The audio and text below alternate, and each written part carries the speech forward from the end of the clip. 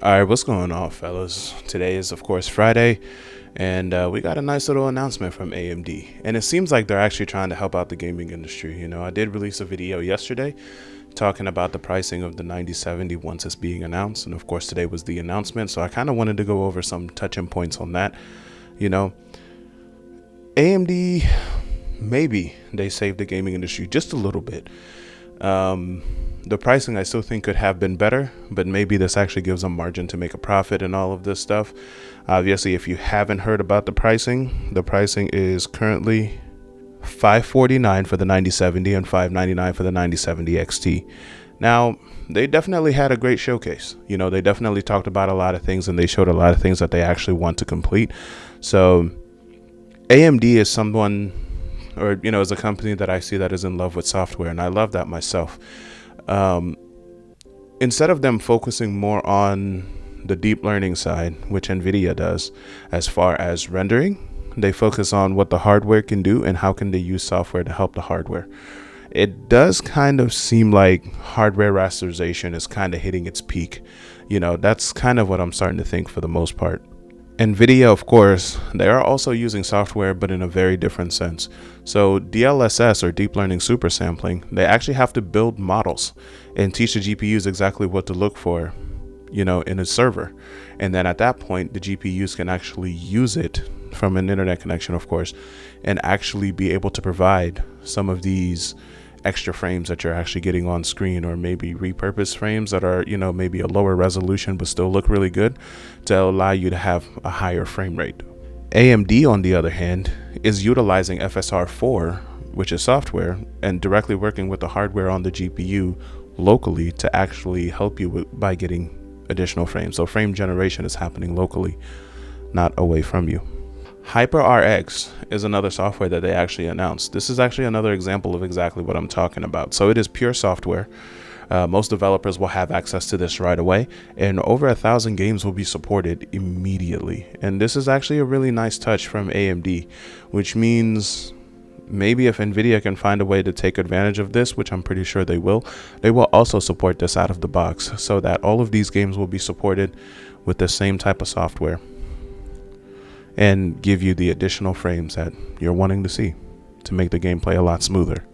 Also, another benefit that they really harped on with the HyperRX announcement is the simple fact that there definitely is a lot lower latency regarding this. Now, after the reviewers came out with all the things about RTX 5070 and 5070 Ti, the number one thing you notice a lot that they all talk about is latency.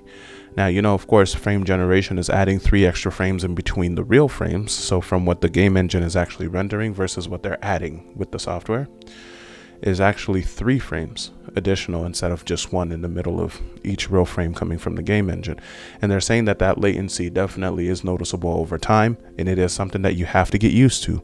But with AMD, they're saying this latency is virtually not there, meaning there's some there, but it's not going to be as noticeable as what you see on RTX 5070 Ti. Now, of course, we got to get these cards in hands to actually find out, but even with the pure rasterization performances that they have announced, even me coming from a 6900 XT, I might actually upgrade to a mid-range card that simply outperforms my card from 2 years ago. Maybe I'll have another build that actually puts my 6900 XT on the TV or something. Then it can still be utilized. I won't just waste it.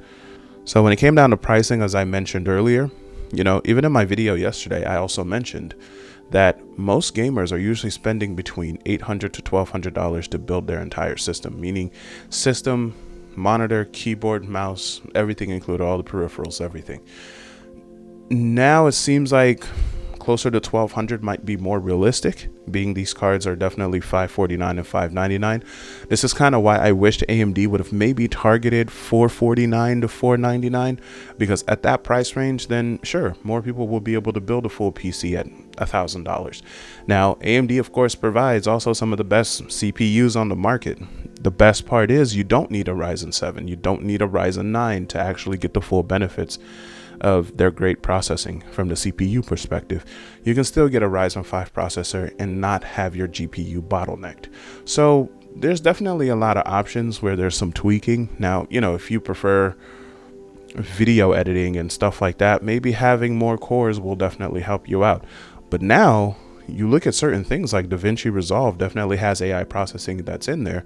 These GPUs will help with productivity quite a lot. I mean, they're talking up to 40% plus faster processing, faster encoding and decoding and all this stuff. And I'm just like, wait a minute, this is actually something useful. Me personally, I use Davinci Resolve 19 as my video editing tool, and having that work 40% faster, that might be the biggest reason why I actually go for one of these cards. And now it actually makes me wonder, what if they had a 9080, maybe that they didn't announce, or a 9090, maybe, you know, if it's 40% at 9070, and those cards could maybe be a few $100s more. Should I actually wait just to get better performance as far as video rendering?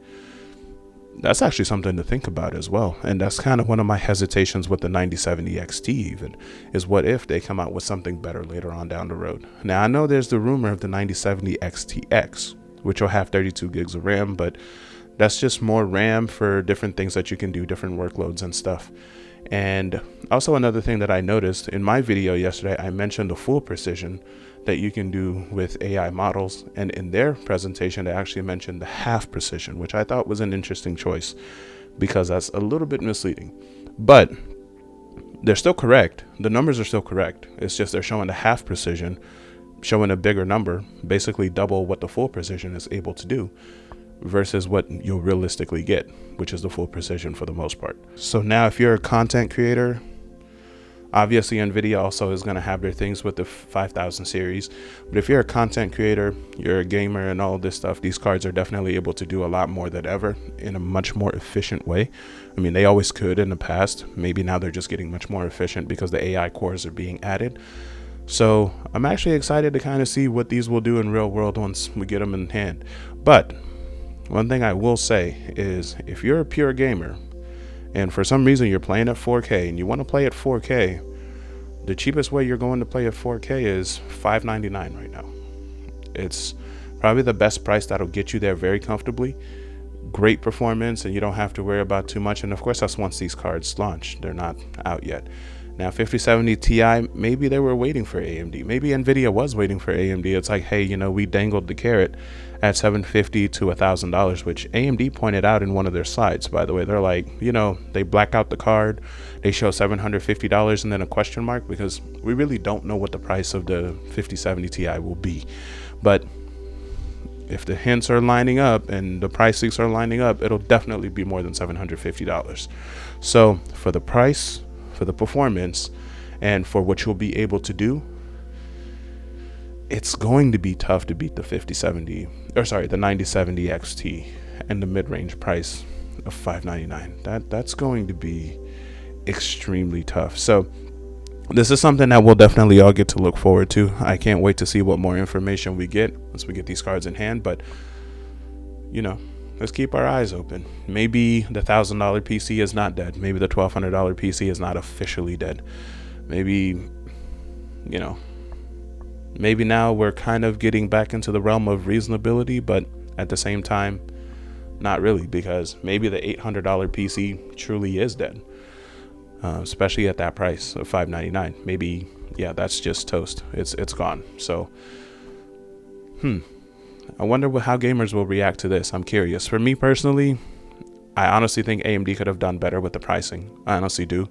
And like I said, to target that $800 to $1,200 demographic, and I think that's where most PCs are just being built.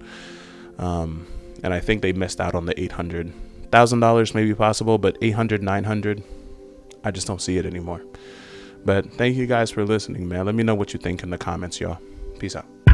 Thank you very much for your time today, guys. Definitely like and subscribe, and we will have much more coming for you. Have a good one.